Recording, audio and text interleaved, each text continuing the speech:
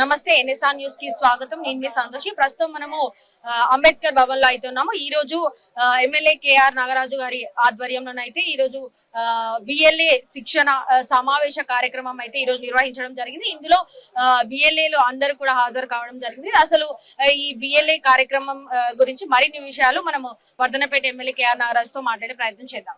ఈ రోజు Congress party booth level ఏజెంట్ల సమావేశ కార్యక్రమం అయితే నిర్వహించడం జరిగింది. అందులో భాగంగా ప్రస్తుతం మనతో పాటు వర్ధనపేట ఎమ్మెల్యే కేఆర్ నాగరాజు గారు మనతో పాటు వాటితో మాట్లాడదాం. సార్ నమస్తే సార్. సార్ ఈ కార్యక్రమం యొక్క మెయిన్ ఏజెండా ఏంటి? దీని యొక్క ముఖ్య ఉద్దేశం ఏంటమ్మా, సర్ అనే పేరుతోని ఓట్లను తొలగించే ప్రక్రియ బీజేపీ చేస్తుంది. సో ఈ యొక్క 10 years ఒక్కసారి జరగవలసిన ప్రక్రియలో ఇది చాలా మోసపూరితంగా కుట్రపూరితంగా జరుగుతున్నది.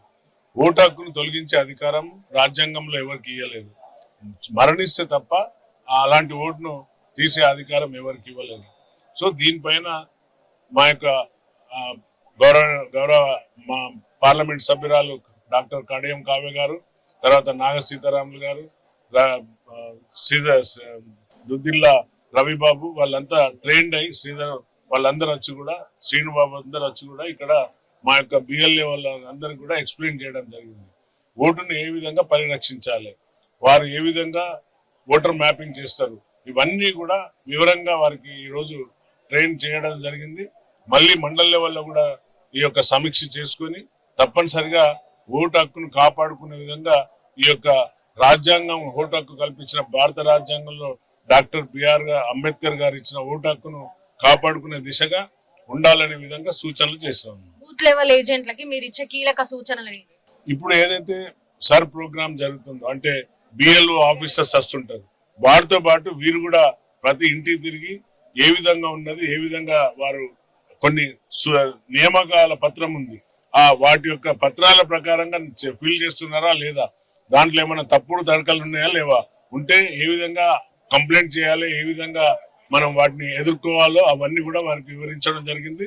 మళ్ళీ మేము మండల లెవెల్ కూడా సమీక్ష చేయబోతున్నాం. వర్ధనపేట నియోజకవర్గంలో ఓటర్ల జాబితాలో ఏమైనా సమస్యలు ఏమైనా ఉన్నాయా? ఇప్పటికి మనకు కొంచెం థ్రెట్ ఉంది. ఒక సుమారుగా 50,000 ఓట్ల పైచీలకు థ్రెట్ ఉంది. కాబట్టి వాటిని అన్నింటినీ కూడా ఇప్పటి వరకు నా దగ్గర 85% మ్యాపింగ్ అయింది.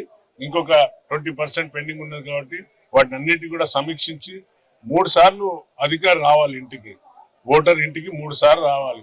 3 సార్లు కూడా తాళం ఉన్నప్పుడు అప్పుడు తెలియవలసిన అవసరం ఉంటుంది, తెలియపరచవలసిన అవసరం ఆ యొక్క అధికారి పైన ఉంటుంది.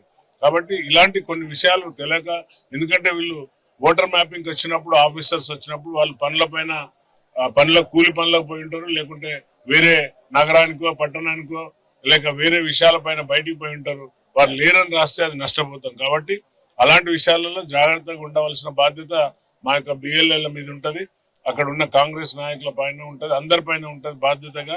ఇది చేయవలసిన ప్రక్రియ కాబట్టి తప్పనిసరిగా వాటిని ఓటును హక్కు మనం కాపాడుకోవాల్సిన బాధ్యత ఉంది. కాబట్టి ఈ రోజు ఓటర్ మా నియోజకవర్గ సమీక్ష సమావేశం చేయడం జరిగింది. మహిళా ఓటర్లు కావచ్చు, అటు యువ ఓటర్లు కావచ్చు, సో ఓట్స్ పెంచే అవకాశంలో మీ యాక్షన్ ప్లాన్ తప్పనిసరిగా 18 years క్రాస్ అయిన వాళ్ళను చేర్చాలి. ఎవరైతే మరణించిందో వారిని మాత్రమే విచారించి మున్సిపల్ అధికారులు, తర్వాత ఏదైతే గ్రామ పంచాయతీ అందులో నమోదైన వారి తీయవలసిన బాధ్యత ఉంటుంది. సో దీన్ని తప్పనిసరిగా దాన్ని చూడాలి. లేదంటే నగరంలో ఏమవుతుందంటే దొంగ ఓట్లు నమోదయ్యే ఛాన్స్ ఉంటుంది. లేని కాడ ఉన్నట్టు, ఉన్న కాడ లేనట్టు రాహుల్ గాంధీ గారు క్లియర్ గా చూపెట్టింది ఈ యొక్క ఓటు చోరీ ఎలా జరుగుతుందో. దానిపైన కూడా మేము వివరంగా మా యొక్క బిఎల్ఏకు వారికి నేర్పించడం జరిగింది. Thank you.